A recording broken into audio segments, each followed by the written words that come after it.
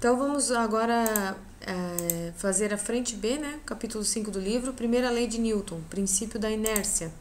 Gostaria que vocês acompanhassem, né? Porque esse princípio é bem importante. Bom, Isaac Newton, vocês já sabem, né? Foi um grande físico, teve diversas contribuições. Ele não só foi físico, como foi matemático também, né?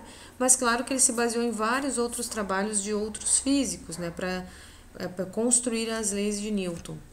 O primeiro princípio, que é a lei da inércia, diz que todo corpo continua em seu estado de repouso ou de movimento uniforme, e prestem atenção, façam agora a relação com o assunto que a gente estudou, que é o movimento uniforme, em uma linha reta, a menos que ele seja forçado a mudar aquele estado por forças imprimidas sobre ele.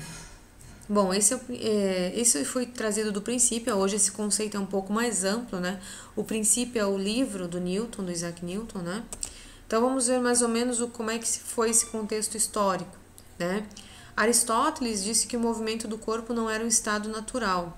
Para ele, o que ocorreria é que era necessária a ação de uma força. Então, segundo Aristóteles, todo o corpo precisava de uma força para estar em movimento. Vejam que muita gente pensa isso até hoje, tá? Que todo o corpo que está em movimento precisa de uma força.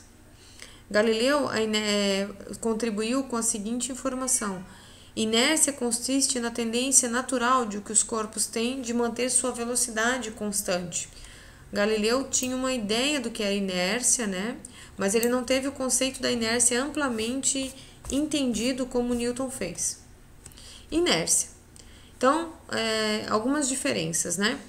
Inércia é a tendência natural que os corpos têm de manter sua velocidade, manter seu estado ou de repouso ou de movimento, tá?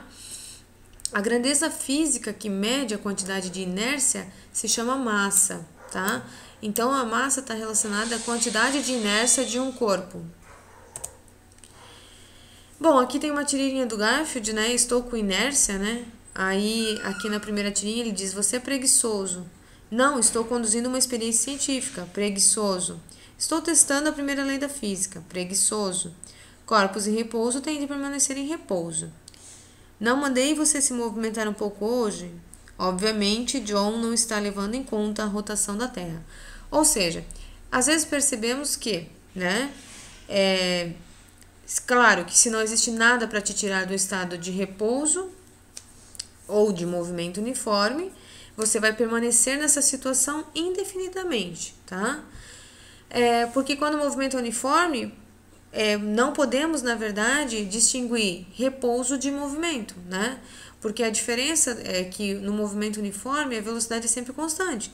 Então, o zero, que é o repouso, velocidade igual a zero, que é de repouso, também é um tipo de movimento uniforme, tá?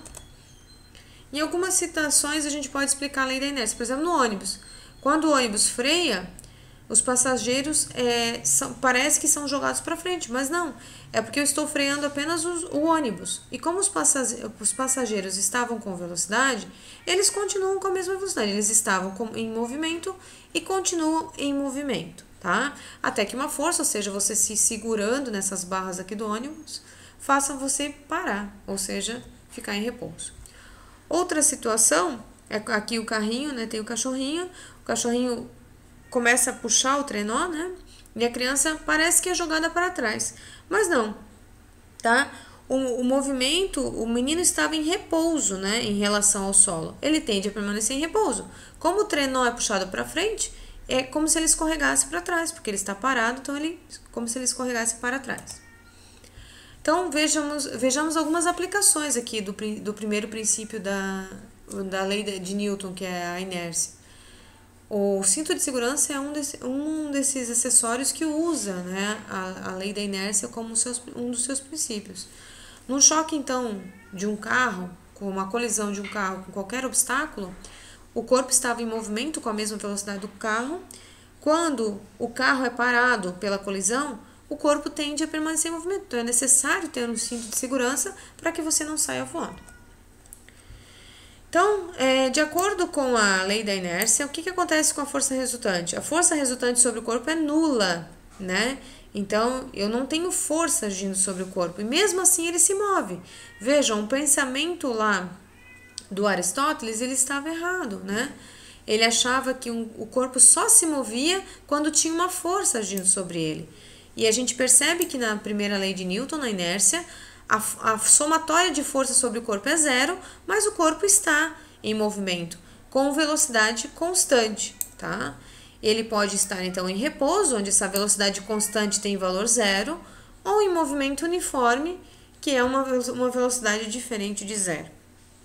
Só lembrando que força é um agente que altera a velocidade do corpo, vencendo assim a sua tendência natural de se manter em equilíbrio, ou seja, em inércia. Então, todo o corpo ele se mantém em equilíbrio por inércia e a sua velocidade permanece sempre constante. O que são referenciais inerciais? Tá? Referenciais inerciais são aqueles que têm velocidade constante. Tá? A Terra, por exemplo, é um referencial inercial. Referenciais que não são inerciais. Referenciais onde eu tenho uma velocidade que varia, tá? Aqui na Terra é muito difícil a gente perceber um referencial não inercial. Mas, por exemplo, o elevador. O elevador é um referencial não inercial. Ele não tem velocidade constante, tá?